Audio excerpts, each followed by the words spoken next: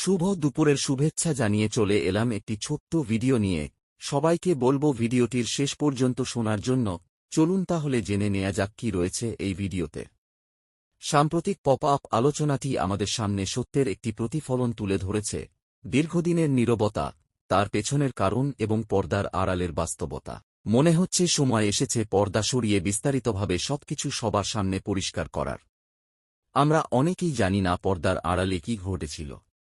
কিন্তু যে কোনো প্রতিষ্ঠান বা সংস্থায় যেখানে মানুষ একটি ধারণা বা ব্যবসাকে এগিয়ে নিতে একসাথে কাজ করে, সেখানে বিশ্বাস, কর্তৃত্ব, সততা ও স্বচ্ছতা, এই বিষয়গুলো পরিকল্পনা অনুযায়ী কাজ বাস্তবায়নের জন্য অত্যন্ত গুরুত্বপূর্ণ। তবুও মানুষের প্রকৃতি সবসময় একরকম হয় না। ভবিষ্যতে পরিস্থিতি কোন দিকে মোড় নেবে তা আগে থেকে বোঝা কঠিন। কখনো ভালো হতে পারে, আবার কখনো এমন পথে যেতে পারে যা আমরা কল্পনাও করিনি।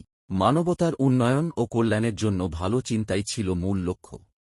কিন্তু দুঃখজনকভাবে কেউ কেউ সেই ভালো উদ্যোগের সুযোগ নিয়ে পুরো প্রক্রিয়াকে ক্ষতিগ্রস্ত করার চেষ্টা করেছে। আমরা সবাই আমাদের সিইও এবং তাঁর টিমের পাশে আছি, তাঁদের এই উদ্যোগ ও পদক্ষেপকে সমর্থন করছি।